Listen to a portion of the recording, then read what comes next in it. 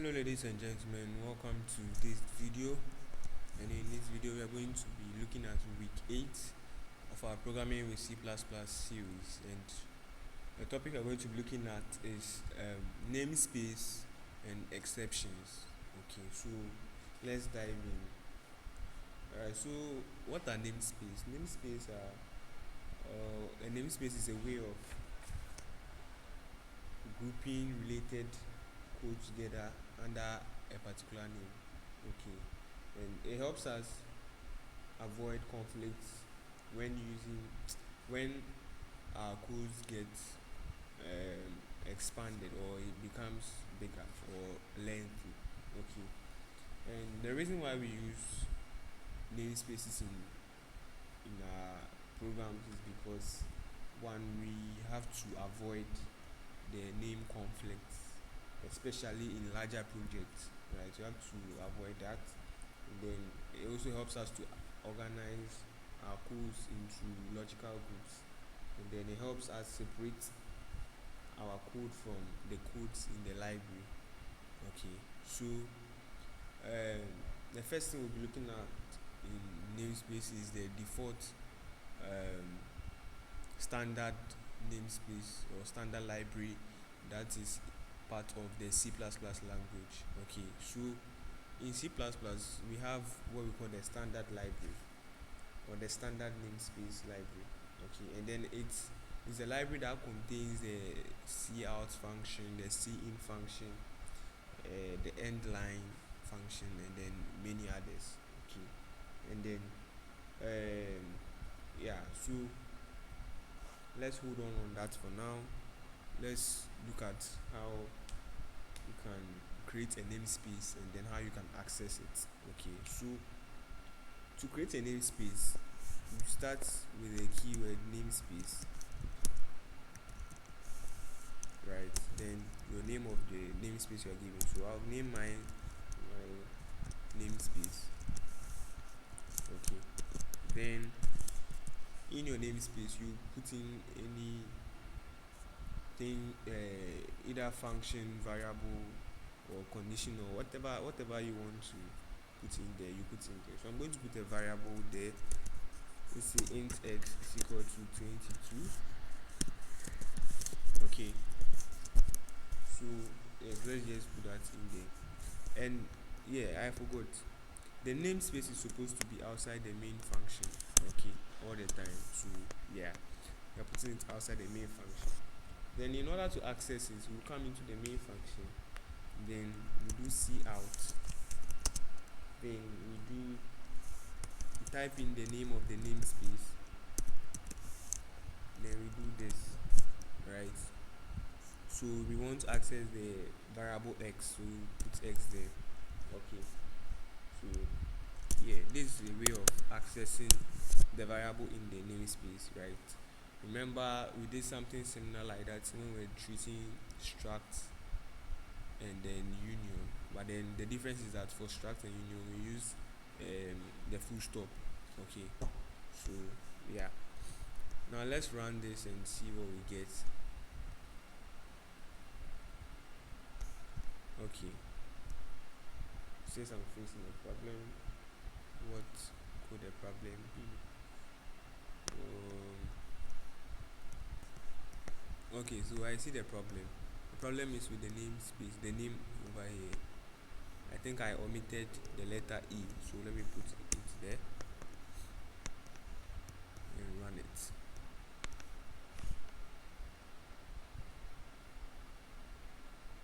Okay, good. So now we can see that the 22, that's the value in the variable x, is displaying. Alright, so this is one way of accessing the namespace. Okay, another way is for you to state this. After creating a namespace, then you type using namespace my namespace. Okay, after typing this, you wouldn't have to do this. You wouldn't have to type the my namespace with a 2 colon. Okay, you just have to do this.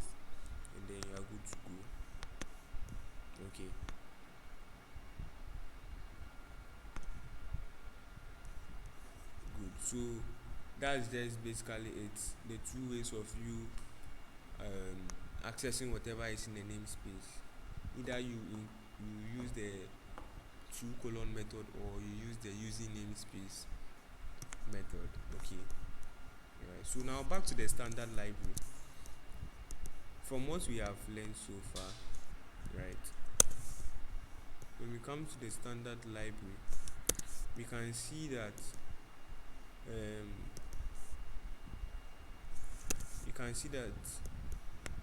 we are making this in this our code. We are making use of the second method of accessing whatever that is in the namespace. That's the using namespace. So over here, you are using namespace std.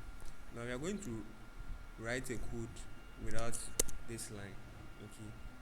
And I told you that the standard library contains the cout and the cin functions. Okay. So if, assuming we don't add the using namespace line, this is what we are going to do. So first of all, I'm going to type it normally, and will get an error. Okay.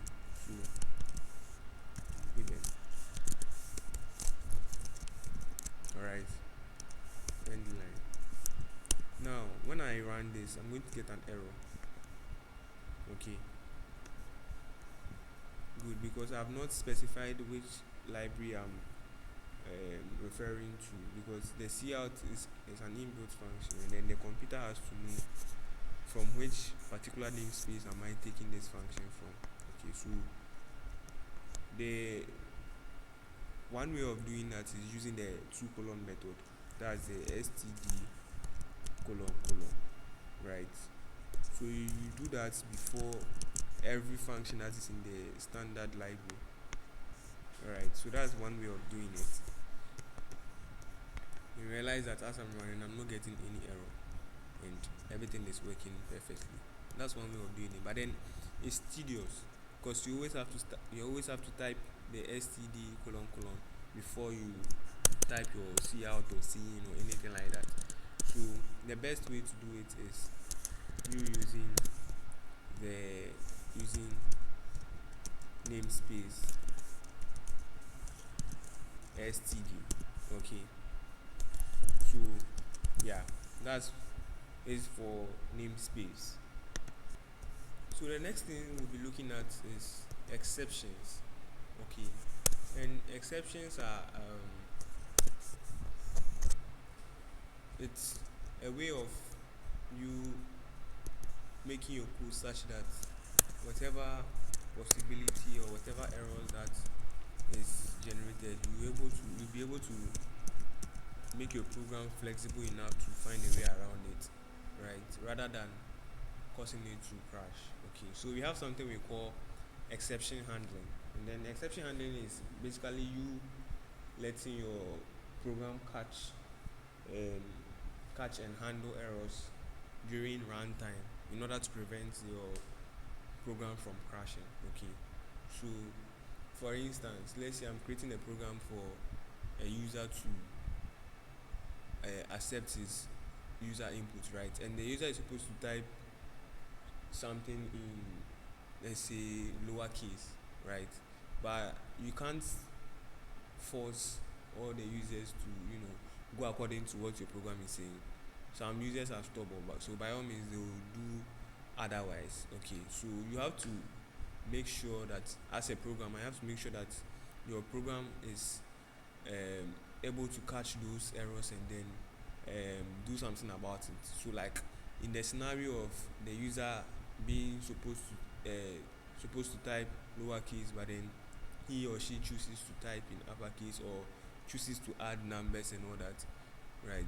Exception handling will allow you to be able to keep asking the user to type in lowercase until the user actually does that, right? Rather than you just asking the user to type in lowercase and the user types in a number or something, and it causes the whole program or your whole logic to fail. Okay, so that is what exception handling is about. And then in exception handling, we have three main keywords or key points or whatever you call it, and then they are the try, true, and then the catch. So the try defines the code that you are testing. So if I'm writing a program for the user to let's use another example, for the user to type in his age, right? So in the try block, I'm going to put in my condition that the user is supposed to type in an integer, okay, in my try block. Then my throw will handle my exception. It will take my exception. That is, if the user um, types in anything apart from an integer, right? It should throw that exception to a catch. Then the catch will catch the what has been thrown, the error, and then it will handle it. Okay, so it is in the catch block that you put your um, whatever you want to be displayed when an error happens. Okay, so I'm going to illustrate that using a simple program that checks your age, right? So